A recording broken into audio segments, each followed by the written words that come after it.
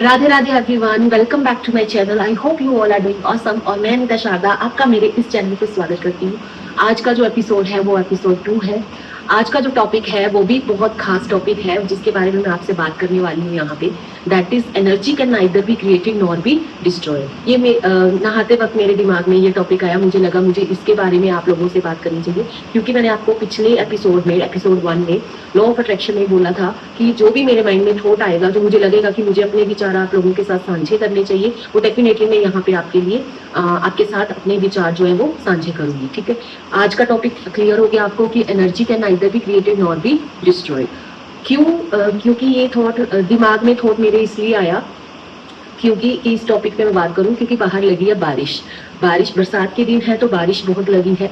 तो बारिश जो लगी है तो ये अगर हम देखें बारिश, तो बारिश कहाँ जा रही है? जमीन के ऊपर पड़ रही है, जमीन से होते होते कहाँ जा रही है? कहीं ना कहीं जाके तो मिल रही है ना। वो कौन सा सोर्स है?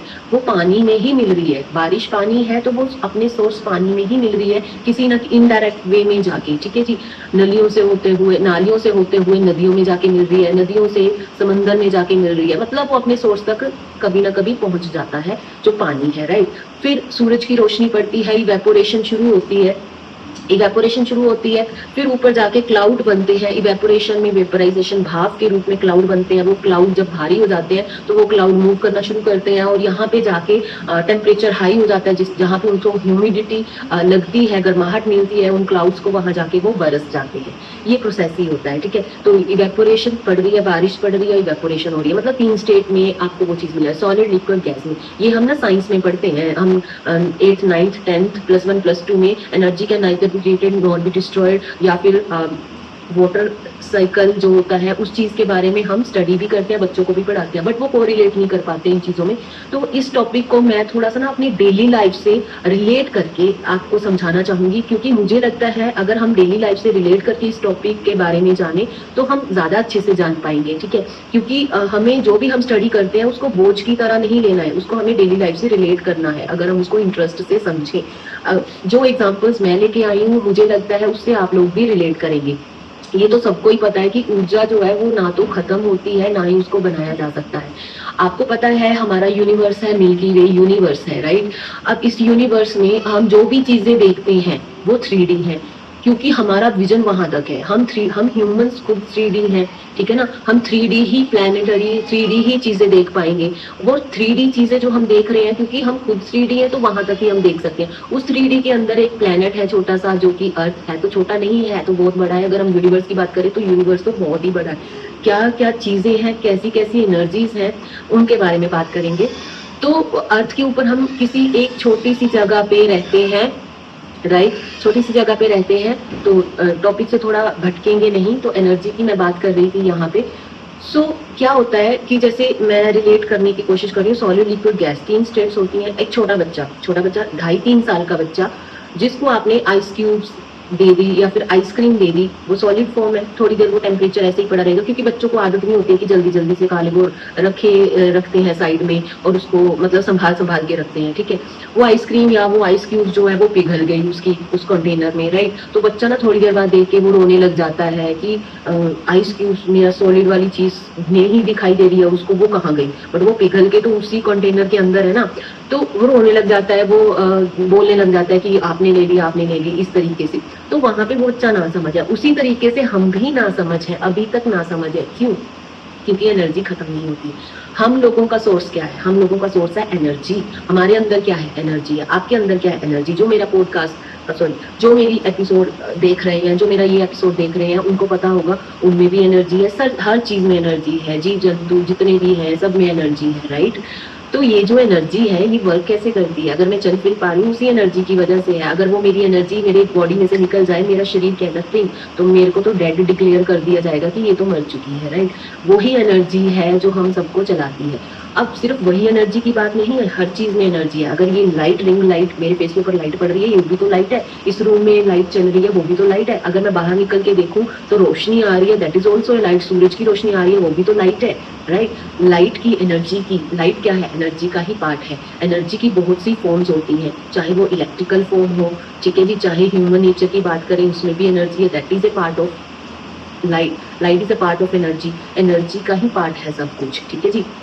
अब अगर मैं एग्जांपल दे रही हूँ, आप मुझे जानते हैं, मेरे फेस से जानते हैं, ठीक है जी, कि मेरा नाम अनीता है, अनीता शाह का, राइट।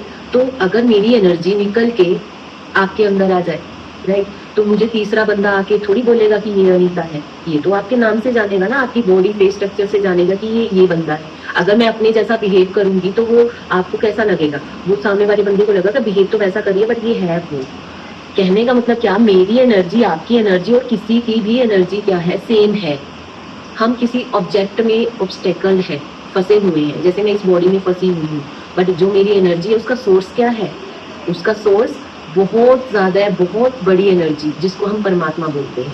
आपने राधा स्वामी जो होते हैं उनके अगर विचार सुनेंगे, वो निरंकारी होते हैं। मतलब कहने का क्या, जिसका कोई आकार नहीं, जिसकी कोई शेप नहीं, है ना, मतलब शेपलेस जो होता है, निरंकार, निराकार, जिसका कोई आकार नहीं, उनको मानते हैं। तो वो गलत नहीं करते हैं, क्योंकि एनर्जी की कोई फॉर्म नहीं होती है। एनर्जी जिस चीज में स्टक हो जाए वो उसकी शेप ले लेती है। जैसे पानी H2O, आइस सॉलिड फॉर्म में, आइस जिस शेप में रख दोगे वैसे ही दिखाई देगी सॉलिड।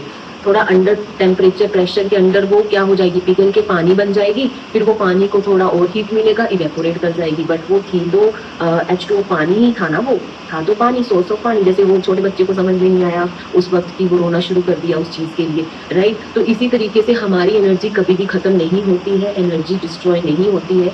जब कभी कोई इंसान की डेथ भी होती है, दुख होता है, क्योंकि हमारा प्यार होता है उस बंदे से, दुख डेफिनेटली होता है कि एक कोना खाली हो जाता है, एक जो रिलेशन इमोशन है वो खत्म हो जाता है, बट एनर्जी वो स्टिल रहती है, एनर्जी वो उसी यूनिवर्स में रहती है, वो एनर्जी फील होती है, वो एनर्जी वाइब्रेशन होती है, बट हमें इसलिए नहीं फील होती, हम इस बॉडी में स्टक हैं।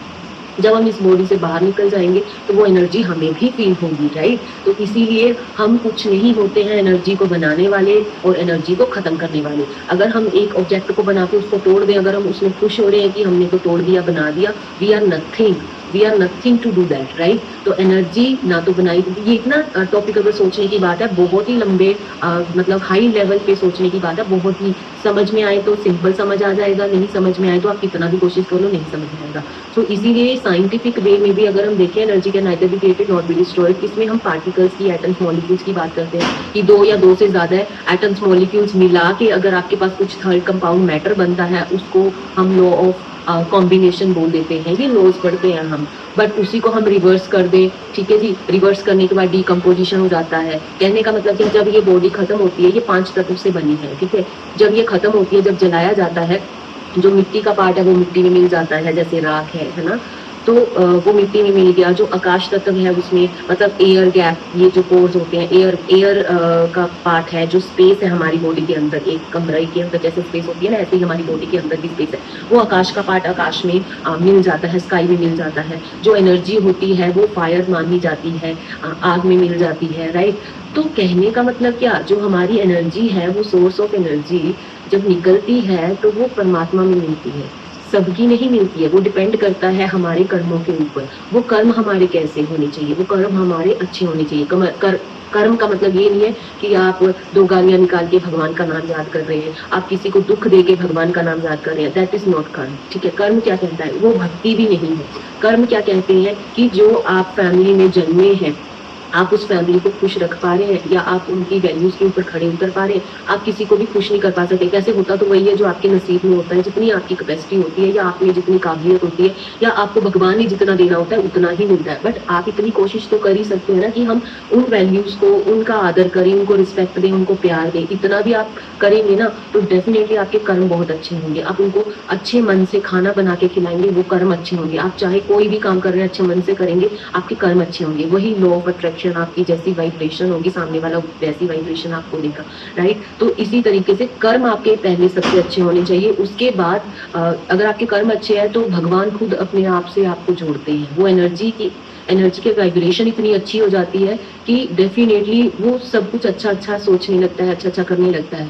तो एनर्जी जो है, एनर्जी से ही मिलती है बाद में जाके, बस उसका ऑब्जेक्ट खत्म हो जाता है, जिससे दुख होता है। उसी को हम मोह माया बोलते हैं कि मोह माया में फंसे हैं, रोते हैं, याद करते हैं। अगर सोचने की बात है, अगर आपको उनसे इतना ही प्यार है, मान लीजिए कोई किसी की डेथ हो गई है, अचानक से डॉक्टर ने बोल दिया कि ये इस बंदे की डेथ हो चुकी है, अगर वो बंदा डॉक्टर के डिक्लेयर करने के बाद भी खड़ा हो जाए तो आप उसको गले लगाओगे कि उससे डरोगे? डेफिनेटली डरोगे आप, ठीक है जी। डरते हैं कि ये कैसे हो गया, क्यों?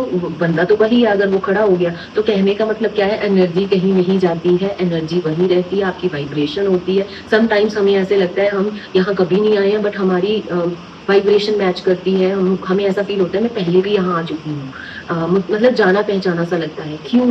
क्योंकि आपकी एनर्जी कभी खत्म ही नहीं हुई। हो सकता है आप किसी और फॉर्म में, किसी और ऑब्जेक्ट की फॉर्म में आप वहां से गुजरे हो, आपने वो एक्सपीरियंस किया हो, उसको हम एनर्जी बोलते हैं। जरूरी नहीं है कि इंसान का ही जन्म लिया हो सकता है वो 84 लाख जूनी भुगत के हमें इंसान का जन्म मिलता है। अगर वो जन्म भी हमने ऐसे ही गवा लिया तो क्या ही फायदा।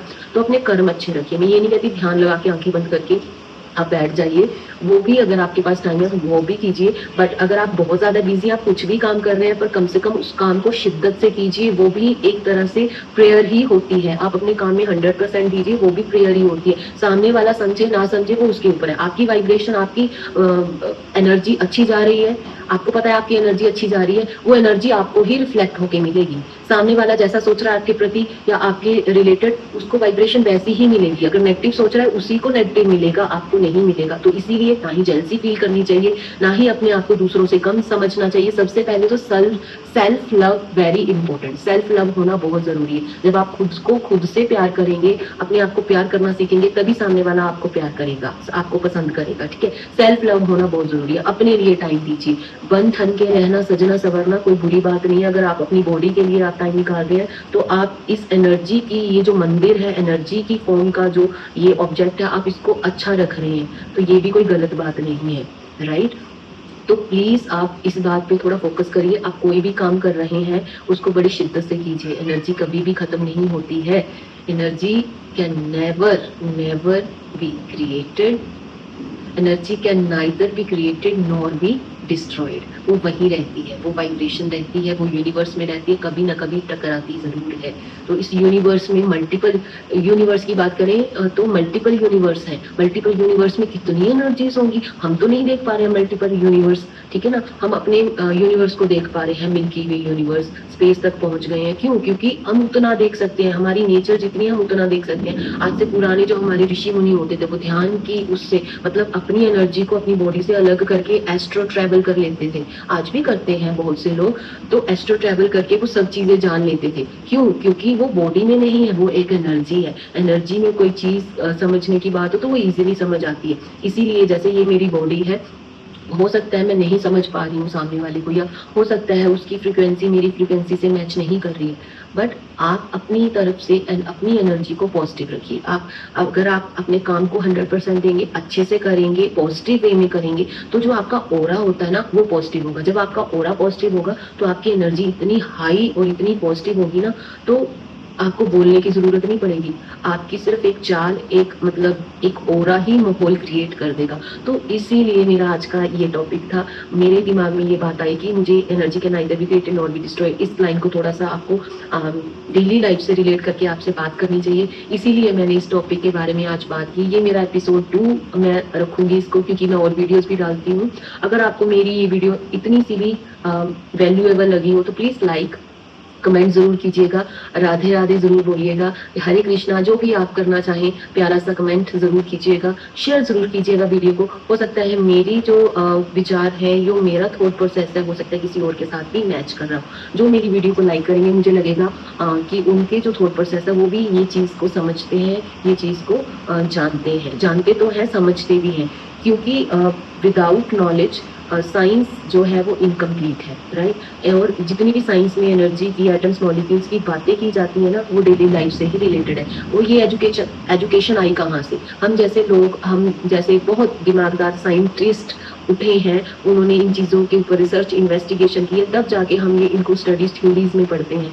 बट ये कहीं से ऊपर से नहीं आए हैं, ये इसी यूनिवर्स का पार्ट है, इसी में रह जाएंगे, इसी में खत्म हो जाएंगे। इसीलिए energy can neither be created nor be destroyed. Thank you so much for watching.